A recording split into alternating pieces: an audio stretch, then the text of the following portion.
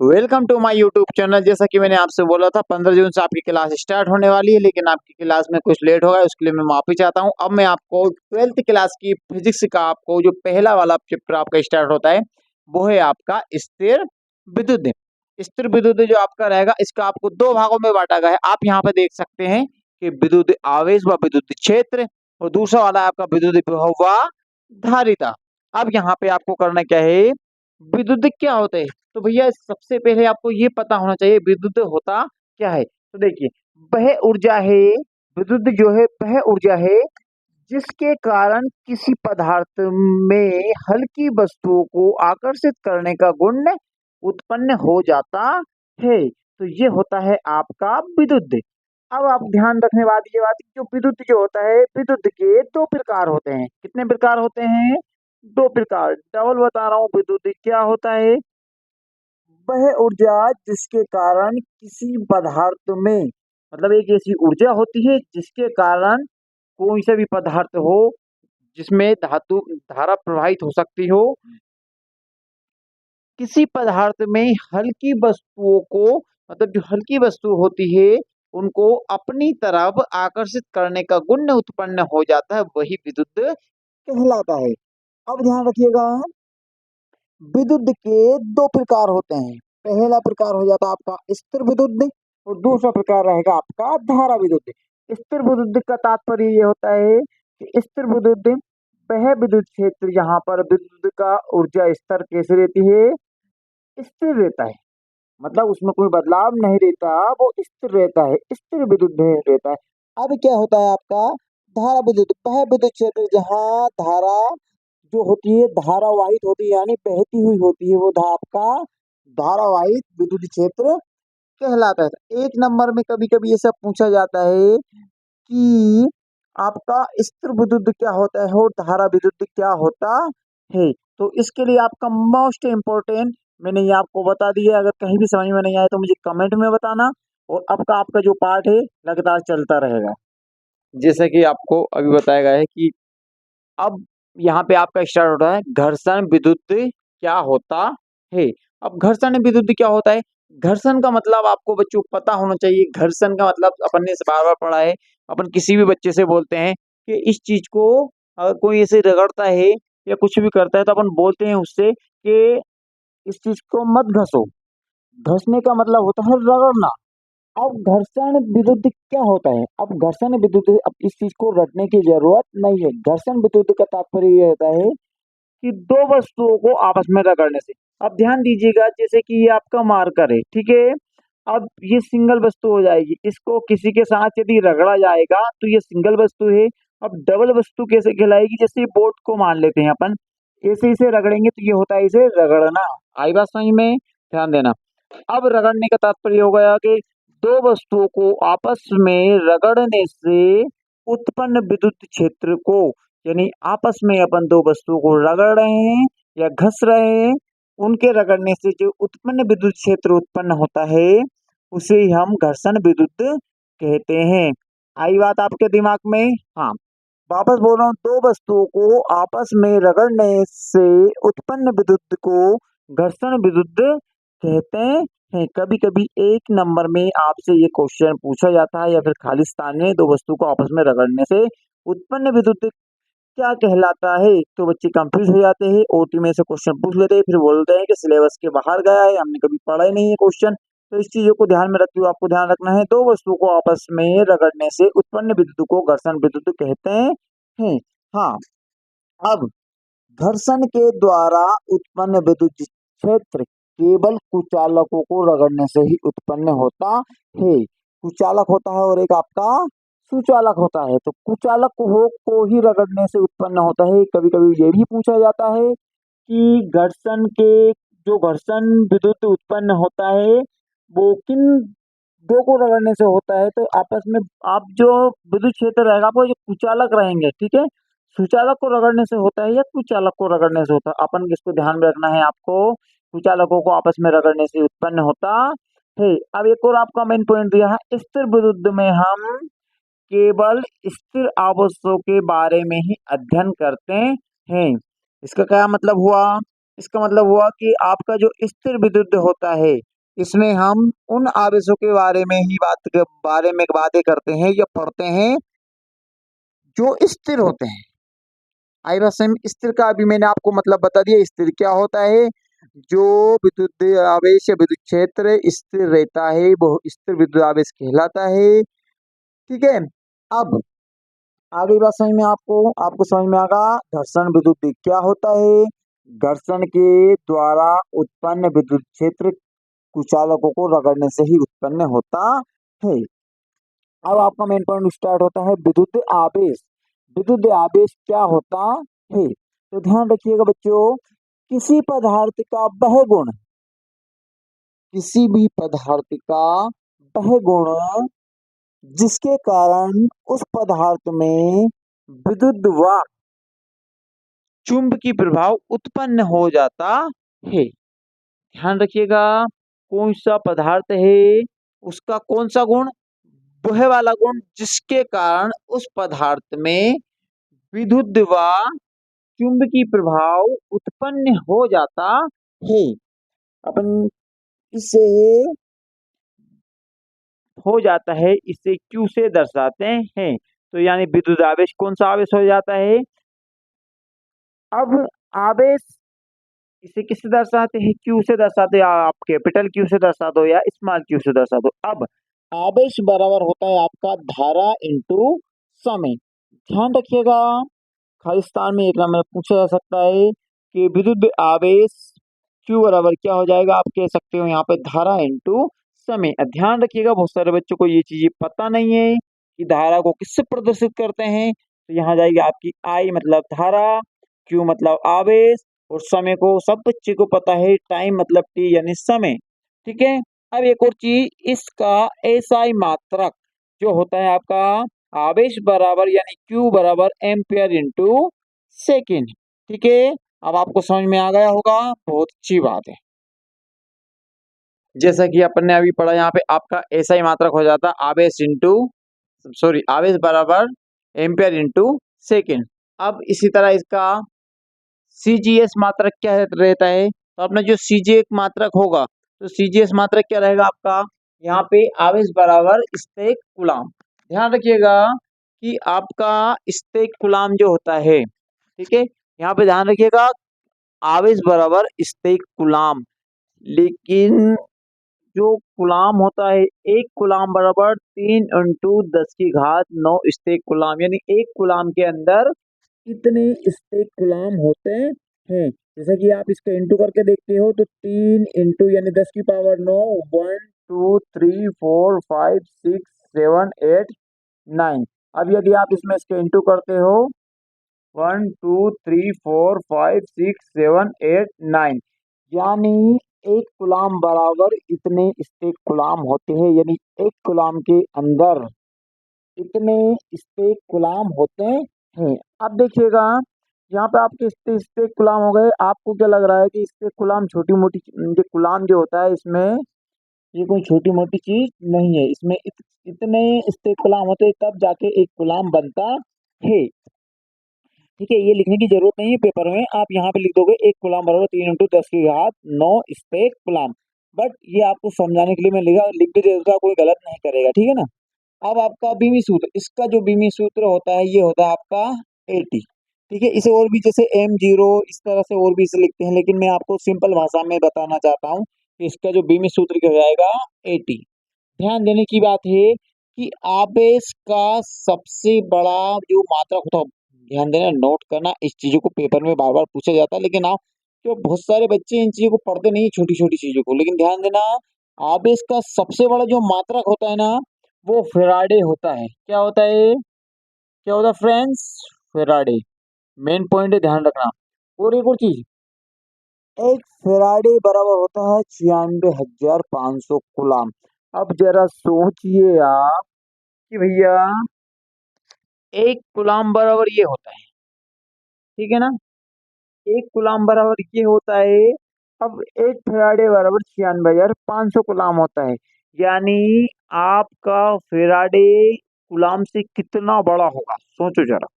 यानी एक फेराडे में इतने गुलाम होते हैं, यदि 96,500 गुलाम का इंटू यदि आप ये वाली संख्या में करते हो तो अरबों खरबों में ये संख्या पहुंच जाएगी। तो इसको शॉर्टकट में अपन 1 फैराडे बराबर 96,500 गुलाम होता है।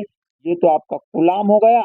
लेकिन 1 फैराडे में इतने गुलाम हैं, तो फिर बताइए इसके अंदर इसके गुलाम कितने हो जाएंगे, सोचो जरा।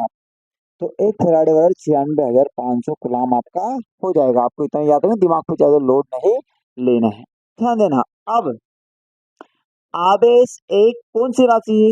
यहाँ बहुत सारे लोग सारी चीजें पढ़ लेते हैं, पूरे क्वेश्चन को हल कर देंगे, सब कुछ पढ़ लेंगे, लेकिन ये मेन चीज नहीं पढ़ेंगे भैया जो आवेश अपन पढ़ रहे हैं। बहुत सारी इसके बारे में अपने सारी चीजें पढ़ी है। ये कौन सी राशि है? कौन लिख रहा है धनात्मक है, कोई ऋणात्मक है, बहुत सारी चीजें लिखी। अपन को मेन चीज क्या है ध्यान रखना है, आवेश एक अदिश राशि है। कौन सी राशि है आवेश? आवेश एक अदिश राशि है।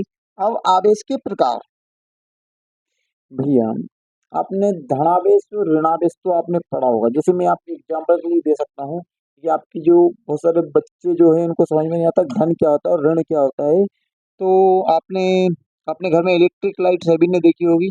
उसमें एक आपका मेन फ्यूज होता है, यानी फ्यूज जिसे अपन होते हैं, एक आपका अर्थिंग होता है, ठीक है। तो उसी तरह आपके ये भी एक धनावेश होता है और एक आपका ऋणावेश होता है।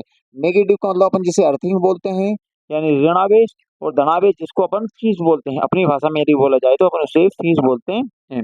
अब देखो धनावेश क्या होता है और ऋणावेश क्या होता है। जब किसी वस्तु पर इलेक्ट्रॉनों की कमी होती है, क्या होगा? जब किसी वस्तु पर इलेक्ट्रॉनों की कमी होती है वहां पे धनावेश होता है, और जब किसी वस्तु पर इलेक्ट्रॉनों की वृद्धि होती है वहां पे ऋणावेश होता है। बस सिंपल सी चीज है आपकी, ठीक है ना। देखिए मैंने आपको ऐसा ही मात्रक इसका पढ़ा दिया है, सीजीएस आपको बता दिया है। सीजीएस मात्रक आवेश कौन सी राशि है आपको मैं बता चुका हूँ। विद्युत क्षेत्र के बारे में, विद्युत अपन क्या होता है, अपन स्थिर विद्युत क्या होता है, इन चीजों के बारे में अपन पढ़ चुके हैं। अब अपन को आवेश के गुण, आवेश के गुण आप या तो इनको टॉपिक में भी लिख लेना, फर्स्ट टॉपिक और सेकंड टॉपिक, लेकिन ये मैंने आपको इसलिए बताया ताकि आपको याद रहे, रट्टे नहीं मारना है। अब आपको याद रखने के लिए रट्टे भी नहीं मारना है और याद भी रखना है, तो अब क्या करोगे आप, ध्यान देना। देखिए आवेश, दो तरह के आवेश होते हैं, समान और एक असमान। समान, अब मैं यदि आपसे बोलूं कि दो लोग एक समान है या फिर समान है, तो आप फट से समझ जाओगे। आपके दिमाग में एक बात है, समान का मतलब होते हैं एक जैसे। आई बस समझ में? समान का मतलब होता है एक जैसा। अब यहाँ पे देखिए आप, एक समान आवेश हो जाएगा और एक असमान आवेश हो जाएगा। ध्यान देना, मैंने आपको इसको ब्रैकेट में लिख दिया है। इस समान आवेश को सजाती, सजाती का मतलब समान जाति के, स मतलब समान, जाति मतलब जात के, समान जात के यानी समान जाति के, इसे अपन समान आवेश भी कह सकते हैं, कोई इशू नहीं इस चीज का। अब ध्यान देना, आपका एक हो जाएगा असमान आवेश यानी विजाति, यानी अलग अलग जाति के, ठीक है ना, विभाजित हो गए, मतलब विभाजित का मतलब अलग अलग हो गए, ठीक है ना। अब समान जाति के मतलब आप प्लस प्लस, तो ये क्या करते हैं, ये एक दूसरे को क्या करते हैं, प्रतिकर्षित। समान जाति के मतलब जो सजाति होते हैं ये एक दूसरे को यानी एक दूसरे से दूर जाते हैं, तो अपन उसे क्या बोलेंगे, प्रतिकर्षित। यानी आप इसका ऐसा भी बोल सकते हो कि समान आवेश एक दूसरे को प्रतिकर्षित करते हैं। आई बात समझ में? समान का मतलब होता है एक समान, एक जैसे, या फिर सजाति यानी समान जाति के जो एक दूसरे को प्रतिकर्षित करते हैं, वो हो जाएगी आपके समान आवेश। अब बात आती है आपकी असमान आवेश की या फिर विभाजित, ठीक है। विभाजित से तात्पर्य है कि अलग अलग भाग वाले यानी अलग अलग जाति के होते हैं, ठीक है। तो वो हो जाते हैं आपके असमान, यानी एक समान नहीं होते हैं। अब आप ध्यान रखना, जैसे कि यहाँ पे एक प्लस है और एक अपन यहाँ पे लगा देंगे माइनस, तो आपके समझ में आ जाएगा कि एक प्लस वाला है एक माइनस वाला है, यानी अलग अलग जाति के हैं, तो अपन इसे क्या बोल सकते हैं, असमान आवेश यानी विजातीय आवेश। अब ध्यान देना, विजातीय आवेश हो जाएगा तो जब ये प्रतिकर्षित कर रहा है तो ये क्या करेगा आपका,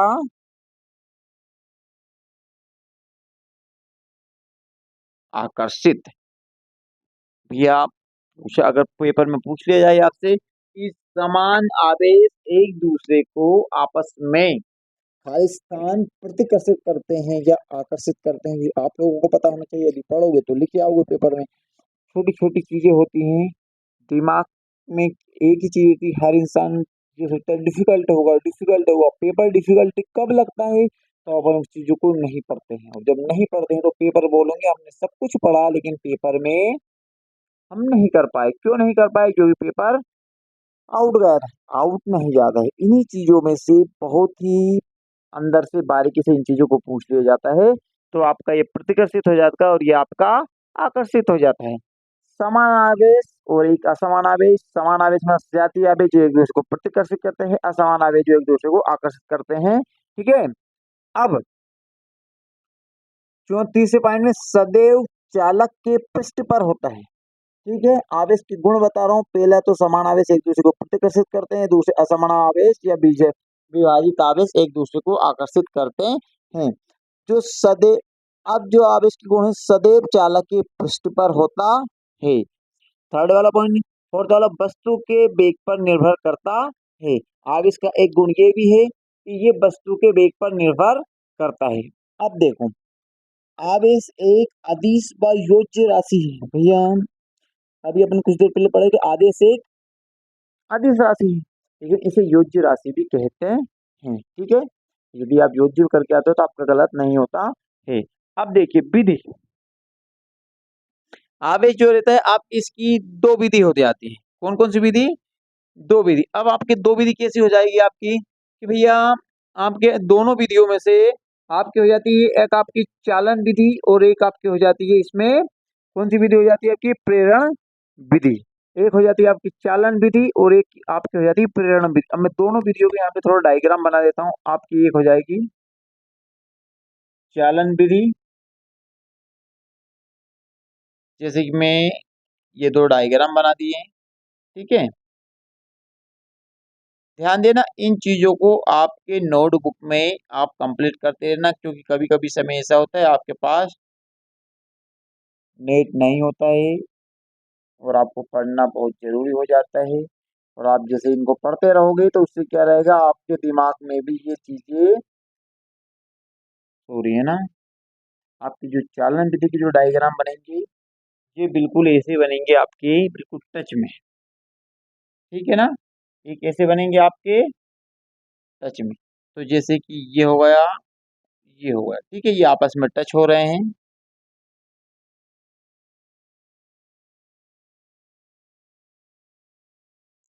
ठीक है। इसके ऊपर प्लस प्लस प्लस प्लस आपके ये आवेश हो जाते हैं। ठीक है। ये आपस में टच हो रहे हैं। अब एक और चीज, ये हो रहा है आपकी चालन विधि हो जाएगी। अब इसकी तरह आपको एक और विधि हो जाती है इसके अंदर, प्रेरण विधि। कौन सी विधि हो जाती है आपकी? प्रेरण विधि। इसमें जो आपका डायग्राम बनता है वो डायग्राम आपका कैसे बनेगा? यहाँ पे आपको बनाना है पेपर में अच्छे से अच्छे, यदि नंबर लाने हैं तो आपको इनकी मेहनत करनी पड़ेगी। हर एक चीज को आपको बहुत ही इजी तरीके से समझाना पड़ता है। लिख के सब आते हैं, हर इंसान बच्चा, हर बच्चा मेहनत करता है, जितने भी बच्चे होते हैं सब मेहनत करते हैं, लेकिन वो कंडीशन क्या हो जाती है अपनी कि लिखने के बाद आप मेहनत तो कर रहे हो, वो अब अच्छी तरह पता है। आप एक काम करो, प्लस की आप इसे ए लिख लो और इसे बी लिख लो। ठीक है। आपका ए भी हो जाएगा। नेक्स्ट वाले में ये भी आपका ए और बी हो जाएगा। ठीक है। अब ये हो जाएगा कि आपकी चालन विधि और एक आपकी प्रेरण विधि। तो मैं आपको वापस रिपीट करवा रहा हूँ, रटने की जरूरत नहीं है। अब आपका आवेश होते हैं, आवेश के गुण होते हैं, आपने पढ़ा है। समान आवेश और एक होता है आपका असमान आवेश। समान का मतलब एक जैसे, असमान का मतलब अलग अलग। ठीक है ना।